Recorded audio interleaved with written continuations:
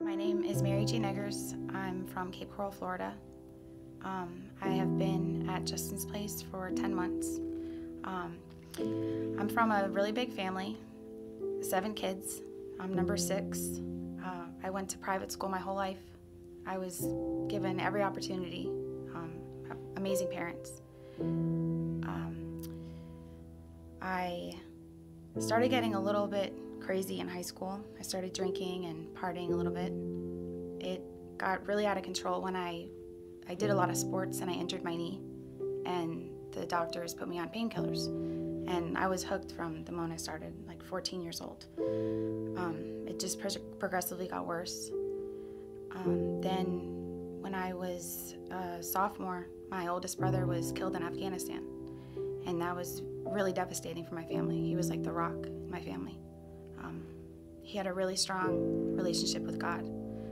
And one of the last times he spoke with my mom, he told her, he was 28 years old, and he told her, "I have reached my apex. I have accomplished everything I've ever wanted to in life. And if I die tomorrow, I know I'll go to heaven." And like, he's somebody that I just really aspire to be like. I started using, and it got way worse. My addiction it progressed. My family begged me to get help, and I just, I always said I didn't have a problem.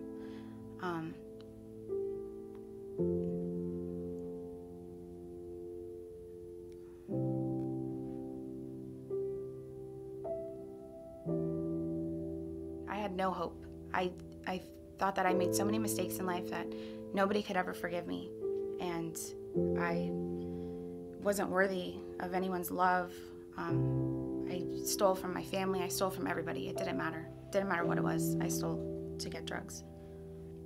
2 weeks before I got arrested, I overdosed twice in 5 days. I woke up in the ambulance both times. That still wasn't enough.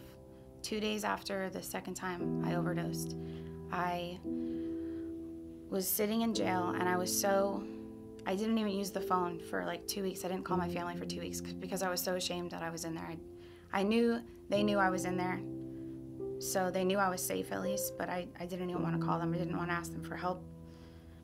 I had so much shame for all the things that I'd done. I didn't think that I could go on without using drugs ever again. So I just was going to do the time and get out and just pick right back up where I was.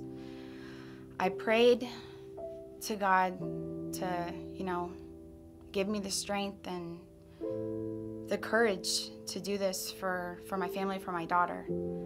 And I met a girl in there who told me about Justin's Place, and that her aunt had gone through the Justin's Place program, and she was doing amazing. And this was like 2 years later.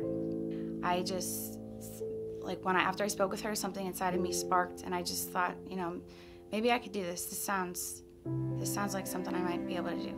The relationship I have now with God is amazing.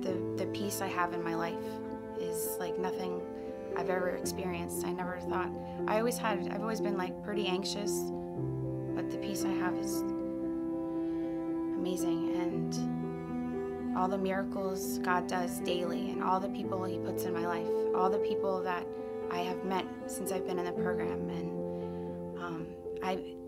every day when people hear a little bit of my story, they look at me and they're like, we cannot imagine you like that. That doesn't even, you don't look like you had a problem at all. And like I'll never get tired of hearing that. That's such a great compliment. My mom just gave me a little picture for Valentine's Day, and it says, "We rise by lifting others." And that really means a lot to me. I really do. It helps me to help others. I'm an intern at Justin's Place.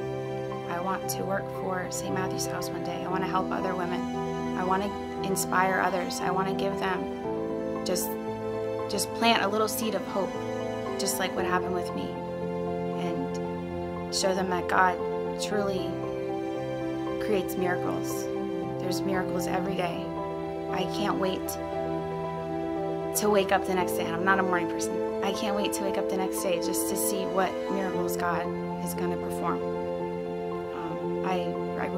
I truly owe my life to Justin's place. And I love my life now. God is good.